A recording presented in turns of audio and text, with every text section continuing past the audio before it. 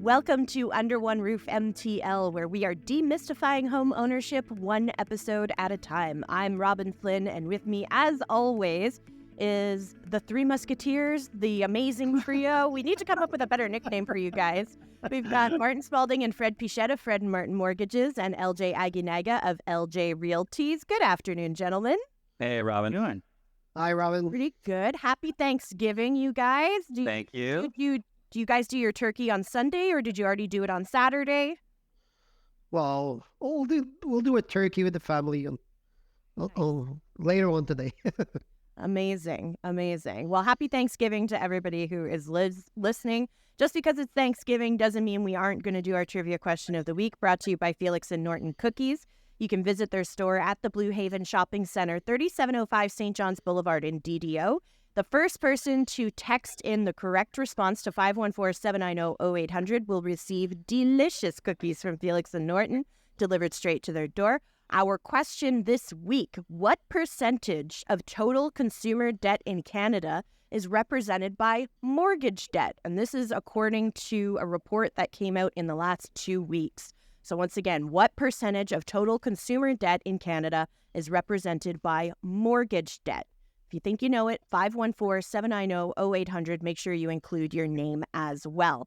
Guys, let's dive right into the news this week. We still have news we didn't get to last week. We've been off all summer. We have so much stuff to talk about. The housing market is just heating up. Interest rates just keep coming down. Guys, what is the best option right now? Should you be choosing a fixed or a variable rate mortgage? Martin, I'll start with you.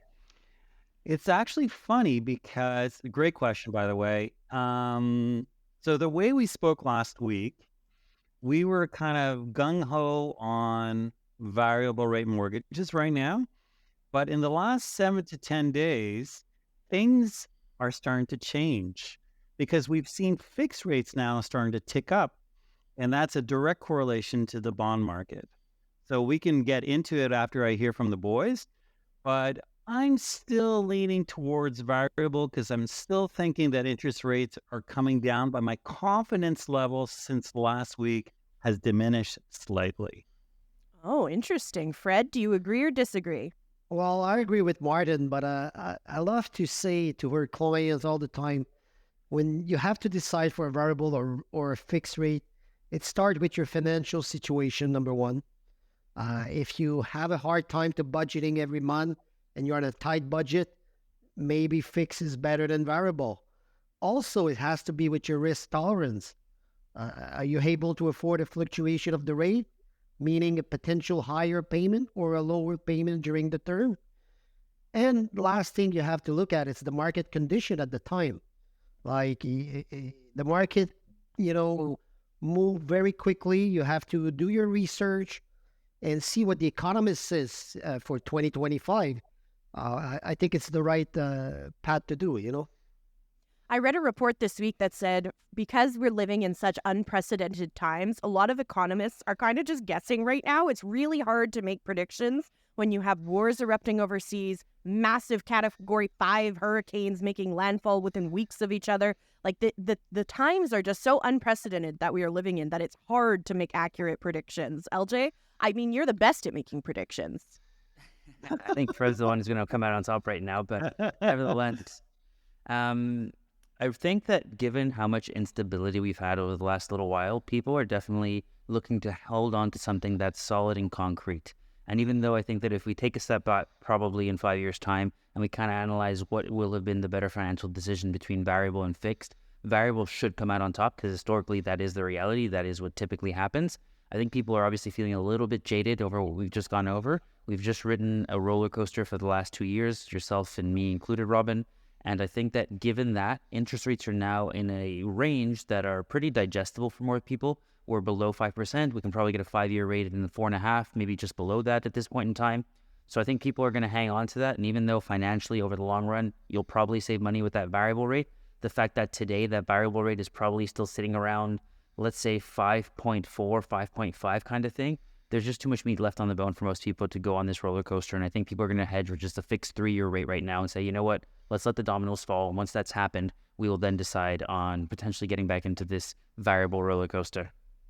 Makes sense. Martin, you alluded to it. The bond market is playing a big role in this right now. You sent us an article this week about the bond market heating up. What exactly does that mean when we say the bond market is heating up, and how does that impact homeowners?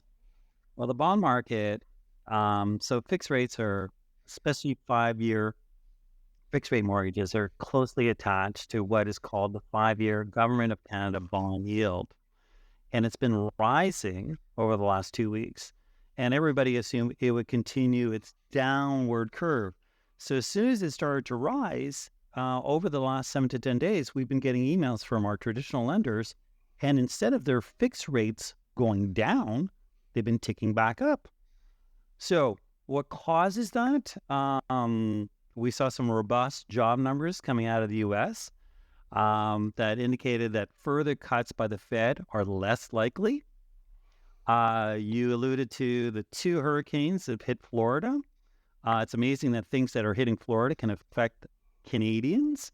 But when you look at the hundreds of billions of dollars of damages those 2 hurricanes have now caused, rebuilding after Helene and now Milton could drive up construction materials, which will boost inflation.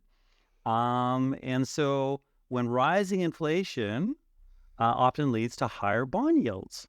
So if we come over to the Canadian side, we talked about 2 more interest rate reductions by the Bank of Canada, one in October, one in December. And that's where I alluded to, I'm a little less confident. I was really robust last week, saying 25 probably in October and maybe 50 in December.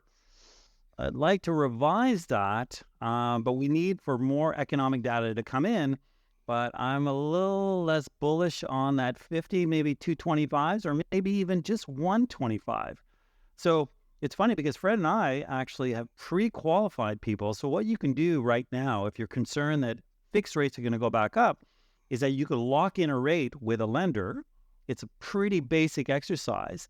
And most lenders will actually protect your rate for 90 to 120 days. So if you're feeling like I'm feeling and saying, oh my God, fixed rates might be ticking back up, why don't you lock in a rate?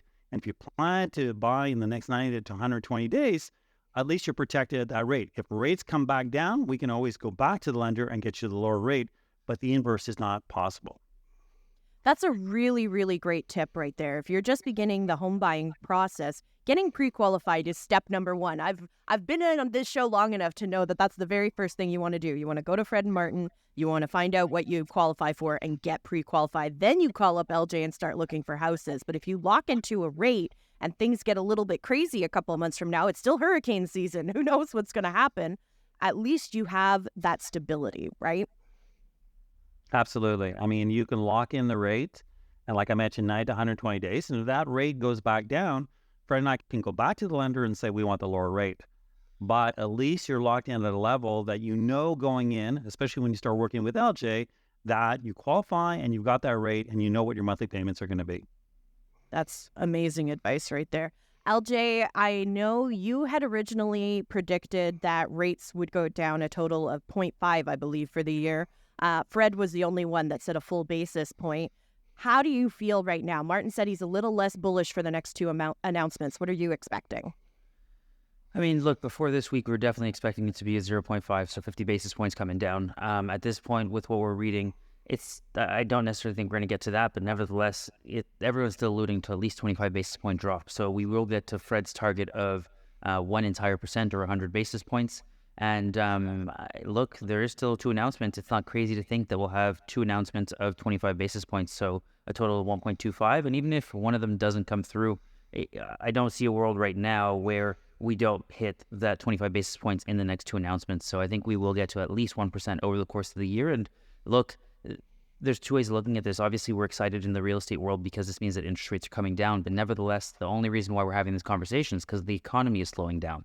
And obviously, if the economy is slowing down, then there's talkings of a recession coming through.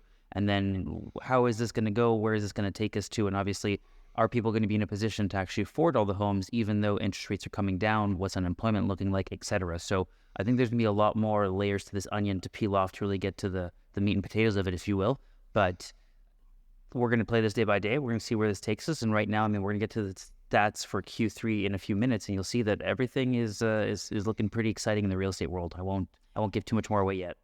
LJ, you're so good at the radio tease. I swear. You're better at this than I am. If your mortgage is up for renewal soon, by the way, and you want to know what your options are, maybe you want to lock into a rate for 90, 120 days, get in touch with Fred and Martin. You can reach them at fredandmartin.com.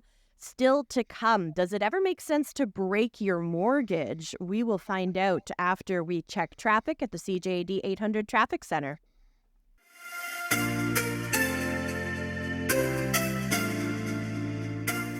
What happens if you break your mortgage before the end of its term? This is your Mortgage Minute. Breaking a mortgage early in Canada often results in a significant prepayment penalty. For variable rate mortgages, this penalty typically equals 3 months of interest. For fixed rate mortgages, the cost is usually the greater of 3 months of interest or the interest rate differential. Additional charges, like administrative or discharge fees, may also apply. Always check your lender's specific policies to understand what are the exact costs before breaking your mortgage. Could be a costly endeavor, and is it worth your while?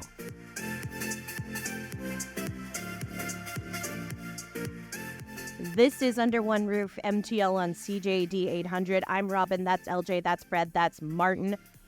This sparks a very interesting discussion. When we talk about breaking your mortgage, there's a lot to consider, right? Now we understand what that actually means when we say, what does breaking your mortgage entail? But what are the pros and cons associated with breaking your mortgage? Fred, why don't you start here and give us maybe one pro and one con? I mean, I guess it really depends on the situation on whether you should break your mortgage. Exactly, Robin. The first thing I have to say is a mortgage is a contract. A lot of people, they don't really think they're leaning to a contract, but a mortgage is really a contract that you have with your lender or your bank, which is also one of the biggest complaints in the mortgage industry across Canada is when people break their mortgage and they're facing their penalty, which is breaking your mortgage. You have to think twice. But before that, it would be very important if people choose a very good lender with good loan condition instead of going blind, signing with a bank, a regular bank, with a fixed rate without asking questions. I don't want to scare anybody here, but almost 7 people out of 10 do not finish their 5 years term. Why? Obviously, cost of living, inflation, overwhelmed by debt, which is breaking your mortgage. It's something that you might do in the future. Like, that's why it's so important to, before signing for any kind of mortgage, to read the fine print when you're signing your mortgage contract. And that is very important. You guys have been sort of hammering this home that it's not all about the interest rates. The conditions on your mortgage are also very important. LJ, people just don't like fine print, right? Most people probably haven't read their mortgage. They know their interest rate and that's it. That's 100% the reality, right? And I think that we've almost been conditioned, at least millennials, so I'll speak for our generation, that we've been clicking through on computers, all the yes, kind of when we're loading applications and whatnot. I had to reformat my computer this week, and I just went through that process, and you're just kind of, you're not reading, you're saying yes. You're probably getting authorization for them to review everything on your computer, have access to everything, and we're not really, we need this to work, we need to get to it. It's just kind of one more hurdle in the process that we got to get through. And because of that, we're just getting to the next step. So 100%, I agree with everything that Fred just said. But the reality is most people don't take the time to read, analyze, and understand. And even I'd say go one step further and think, well, what are the alternatives? What could happen? In what world could potentially I need to do this or that? What are a couple of scenarios that are realistic that other people have gone through? And not just kind of be blinded to the fact that, oh no, something like that will never happen to me. I mean, we have to be realistic here. This is normal things for everyday people. So understanding what these options are and what your consequences are going to be if you have to go through one of those alternatives. Martin, what are some examples of scenarios where someone might break their mortgage? Okay, so we heard a lot of the cons, and so obviously we got to weigh the prepayment penalties and the fees against the potential savings, but there are some pros. So you break your mortgage because you can land on a lower interest rate. You can break your mortgage because you want to improve your cash flow, so you want to amortize your mortgage over a longer period. You want to consolidate your debt. So you're drowning in credit card debt or lines of credit or HELOCs, which are heavy interest rate debts. You can consolidate that over into a new mortgage, and obviously you'll pay a lower interest rate. You can access your equity. So if you want to do some renovations, or if you want to make an investment, or if you've got some large expenses, your kids are getting married and you need to pay for their wedding. You want to switch from a fixed to a variable. It's easier to go variable to fixed, but fixed to variable is a little bit more complicated. And as Fred alluded to, there are life changes. So adapting to a job loss, adapting to a divorce, adapting to a marriage, adapting to kids. You're living in a 1-bedroom apartment and all of a sudden you got a kid. It just doesn't work anymore and you got to move into something bigger. But I think the most important thing when you're looking at breaking your mortgage, and as Fred alluded to, like 65, 70% of people do it, weigh the prepayment penalties. Because when you break your mortgage, not only are you going to pay a penalty to the lender, but you're going back to the notary. So there's a notary fee as well. So do the math, or you can call us. Here's a plug for Fred and I. You can call us. We can take all your numbers and we can flush it out and tell you if it's worthwhile. Because if you're close to the end of your term, wait. But if you're not close, break your mortgage to benefit from all the pros that I just mentioned. Now, not only may you face breaking a mortgage at some point, but if you presumably are renting, like you just alluded to, Martin, you're renting a 1-bedroom apartment and now you've got kids. You just found out you're pregnant with twins. Oh my God. A 1-bedroom apartment is no longer going to work. Not going to happen. Not going to happen. You need to break your lease depending on what the possession date is for the home that you're purchasing. Now, breaking your lease is also not a very easy process. I personally once tried to sublet an apartment and then that person did not pay the rent and I found myself on the hook for their rent. So do not sublet an apartment if you can avoid it. I imagine lease transfer is probably the best option, but is it possible to just get out of your lease altogether, LJ? No, there is no world where you can just get out of your lease altogether scot-free unless the landlord wants to take back the unit, right? So now there was a law change in February that states that let's say, Robin, you wanted to transfer your lease to me, you'd be allowed to present that to your landlord and say, hey, I want to give Elgin my lease. He's going to take it over the same conditions. All is good. The landlord would be allowed to run a background check on me. However, what we're seeing a lot in Montreal right now, seeing as we had a very high increase of rental values over the last couple of months, even years, most landlords are saying, hey, you know what? Don't worry about it, Robin. It's all good. Just let me know what day you want to leave. I'll take back the apartment. I'm going to do some renovations to it, maybe some paint, whatever. And then I'll take care of finding a new tenant. Thank you so much for being a great tenant, and I'll see you later. So we're seeing that happen more and more. I actually had a client this week who said, hey, LJ, I wanted to transfer this unit to my buddy because I have such a great rent. And the landlord told me no. I said, yeah, he's entirely in his right. He can't stop you from leaving, but he's allowed to tell you that you're not allowed to transfer it. So we're going to be seeing more and more of this right now. Now, it's important to note, obviously, that there are still restrictions in terms of what the increase can be. There's still calculations to be done. But nevertheless, I mean, landlords are going to take this opportunity to do a little bit of maintenance and CapEx because sometimes a tenant's been there for 10 plus years. The place needs some love. We want to make sure the pipes are still working properly and that everything behind the shell is in good condition to avoid larger damage to the rest of the units in the apartment building.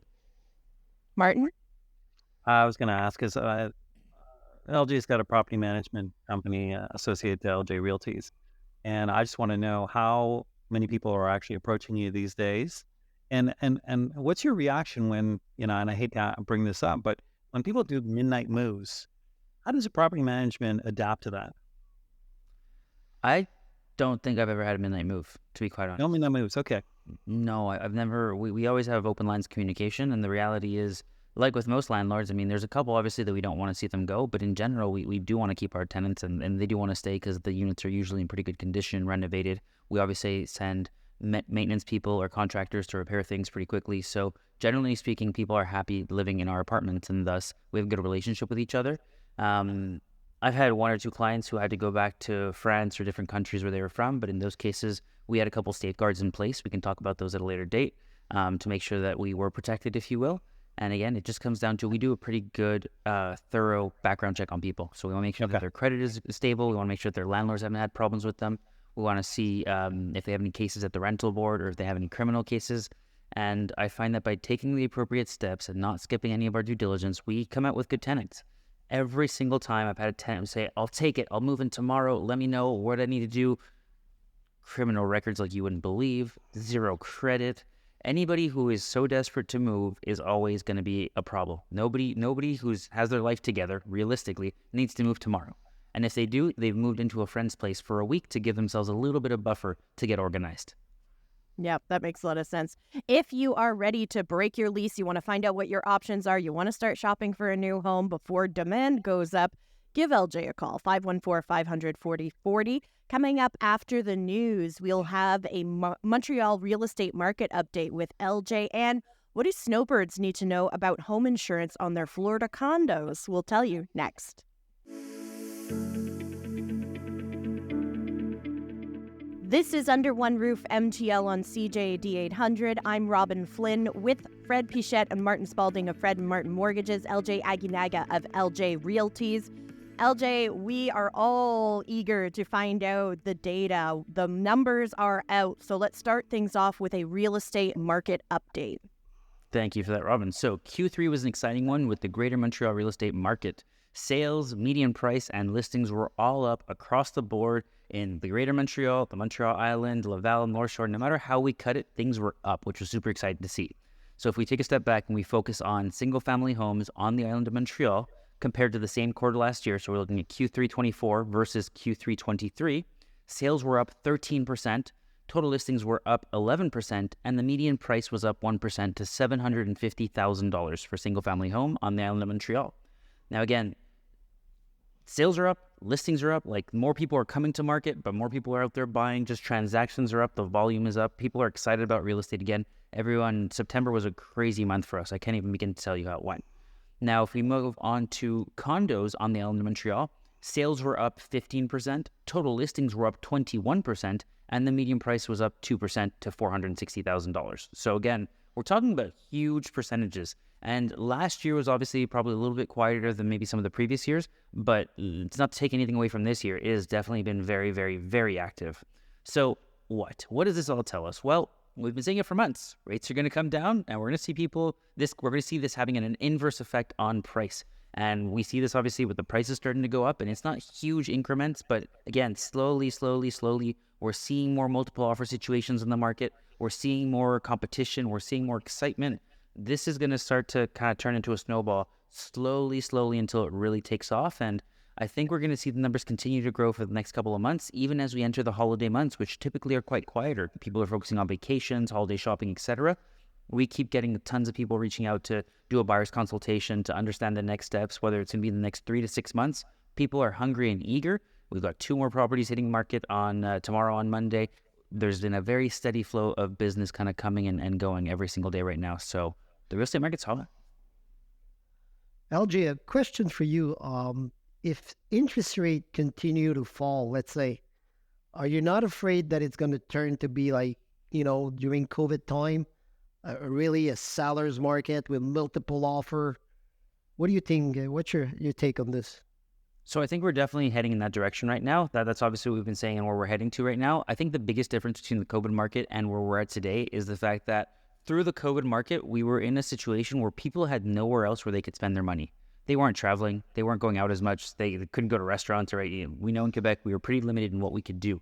Versus now, people have been living throughout all of this process. So even though obviously interest rates are coming down, the only reason why they're coming down is because there's a recession kind of writing on the wall right now. And I don't know that all the people have the necessary reserves. Now, people do. Don't get me wrong. This is going to send things in an upward spiral. However, I don't think we're going to quite get back to where we were during the COVID period because people don't have the savings that they did. Credit card debt is up. Lines of credits are up. All these other factors are up, and that's going to go completely against the real estate market right now. So that's what I got. I'm like a broken record. So it's not about timing the market. It's time in the market when it comes to real estate. So if you're sitting on the bench trying to time the market to get into the market, you may miss your chance. So get into the market, and if you plan to own your house over multiple years, and it's not just an investment or a house flip, it'll be time in the market where You will build equity because the value of your property will go up and your mortgage will go down, and the distance between the two is your equity. So don't try to sit there and time the market. It is time in the market. Really good advice. I like that you always hammer those points home, Martin. It's really important. I know it's a cliche, and people walk around. Oh, Martin said timing the market and timing the market, but these are cliches because they hold a grain of truth. And you know what? I mean, I have a marketing background, right? You have to say things 7 times for people to really have it sink into their brain. So I think you've only said it like 3 or 4 times on the show. So we still have... Want me to say it 7 more times now? Exactly. Just so we make sure we hammer that point home.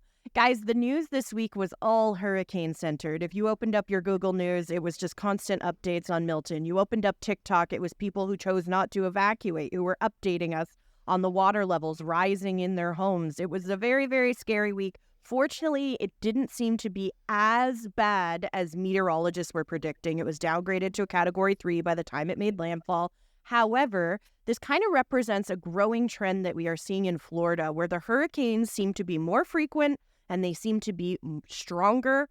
They cause more damage. And as a result, people in Florida are having a hard time securing home insurance. Insurers just simply do not want to insure people who are going to be dealing with floods on an annual basis. So, we have a lot of snowbirds here in Quebec. People love to go down to Floride for the winter, right? Everybody's got their condos in Miami and Tampa, Fort Lauderdale. But if it's hard for you to secure home insurance, that could change your plans a little bit. So I wanted to run down some important information for our Quebec snowbirds as they're planning their winter months. Could they be faced with some issues with existing insurance? If you're thinking of purchasing a condo for retirement in Florida, is that something you have to factor into consideration? Martin, I feel like you're a resident Florida expert on this show. So we'll start with you. Okay. So there's basic insurance is one thing, but getting flood and hurricane damage insurance included in your policy can cost even more if you can get insurance, or it comes with a higher deductible, or it comes with limited coverage, or the underwriting criteria are more severe. But We've read that some insurers have even left Florida, leading to less competition, which drives up rates. Some homeowners are even experiencing non-renewals because of where their condo or their property is located, and insurers choose not to renew the policies. So I'm sorry, Fred, I cut you off, but we're not insurance specialists. So you need to consult, and this is sort of a snowbird alert. You can work with people who specialize in insurance out of Montreal into the Florida market, or you should contact your insurer in Florida to make sure that everything that you need to protect your property is included in your policy. Because I ran into a guy not long ago that was paying about $1,000 a month. He had a 1-bedroom condo. Sorry, not $1,000 a month, $1,000 a year. And over the last 3 years, his policy has gone up to $4,000. And because he's part of a condo association, even if he wanted to forego insurance on his property, he can't. So now he's paying $4,000, and he's going, Martin, it's really starting to get hefty. And if I could forego the insurance, I probably would, because I'm not worried about my condo, because obviously the condo association has its own insurance, but the condo association in Florida obligates him to take insurance. Sorry, Fred, go ahead. no, I was thinking just like that. What is the point to have insurance if you're not covered for flooding, which is the biggest concern in Florida?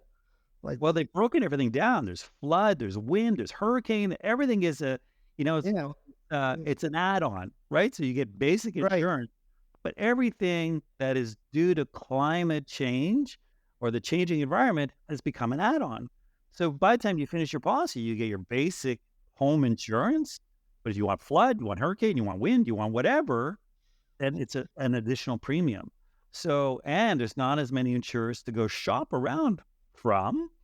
So it makes it very challenging. And I've heard a couple of people saying that they weren't renewed. And so they're sitting there going with an uninsured property in Florida, try to sell that now. Which it came back to, should I bought a property in Florida? Yeah. It's a good question. Yeah, maybe we don't want to retire to Florida anymore. Maybe Quebec snowbirds will have to find somewhere else to go spend their golden years. You're listening to Under One Roof MTL on CJD 800. LJ started off the segment giving us a great market update. If you have any questions, you want to get in touch with him, just go to ljrealties.com. Coming up after we check traffic, LJ has our property of the week. Plus, we'll recap everything we learned this week for you. That's coming up after we check traffic.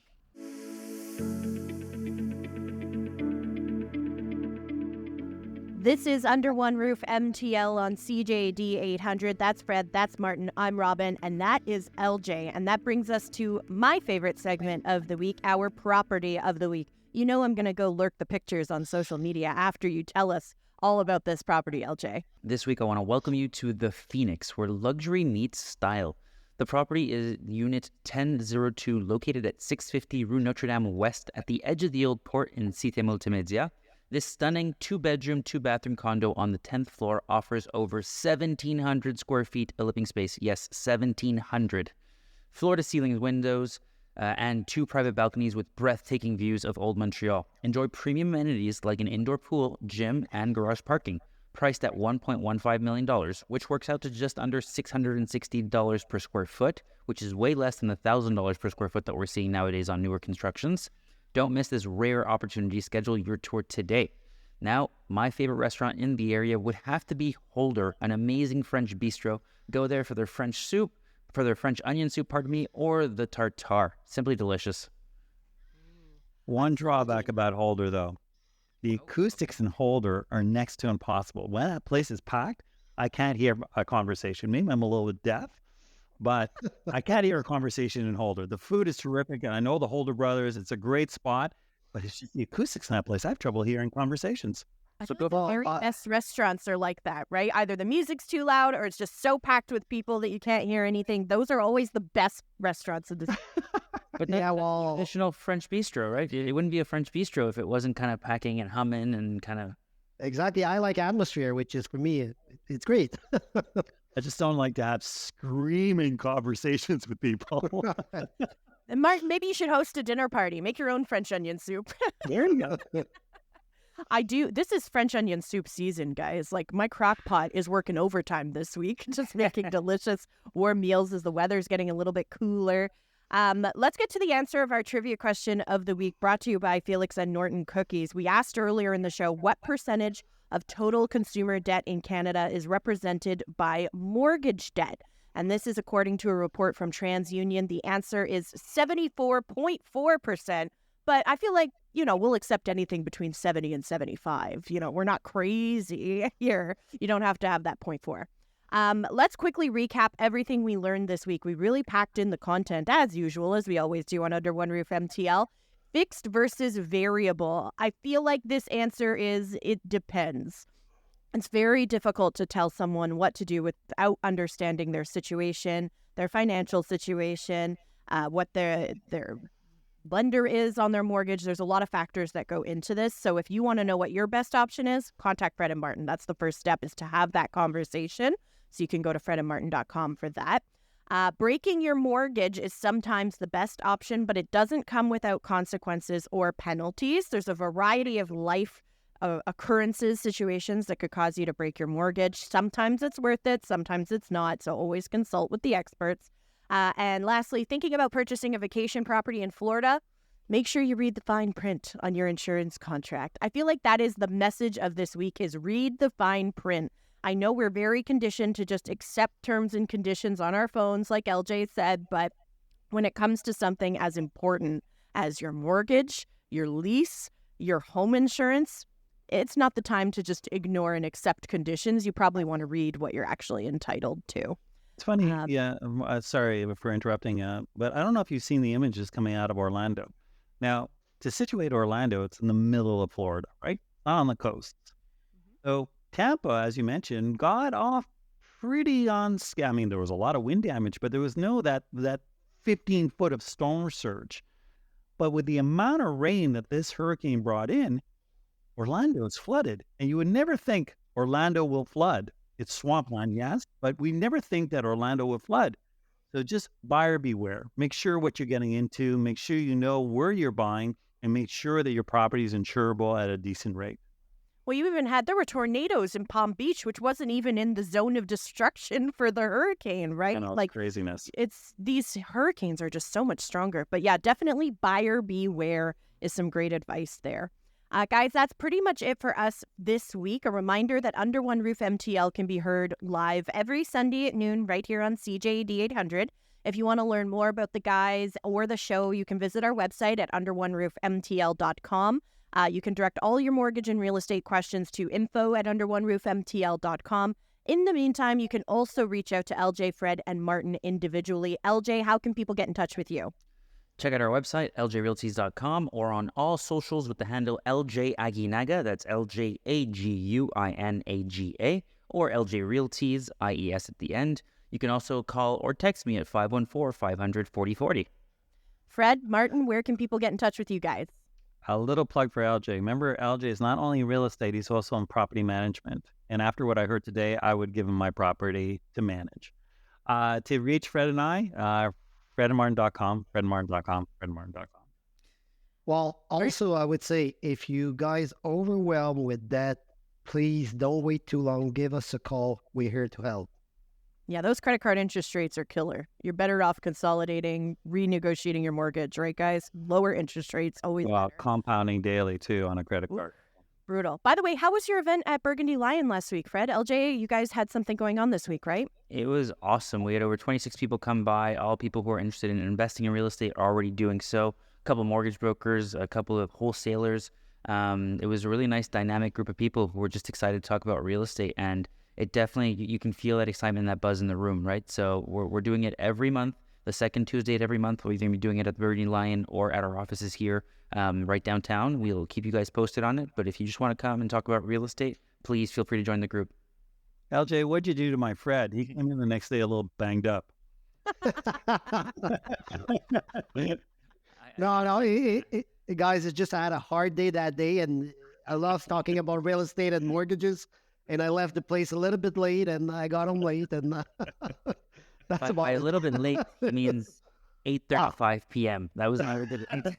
No, I think I'm home around 10:30, but I try usually to go to bed around 10:30, 11 nowadays, which is, I was okay. I was on the phone with him at 8:38, and he was walking to the metro. So the 2 hours are completely unaccounted for right now. I don't know. It goes beyond me. All right, that's good. Where in the world was Fred? That is the question Right. this week.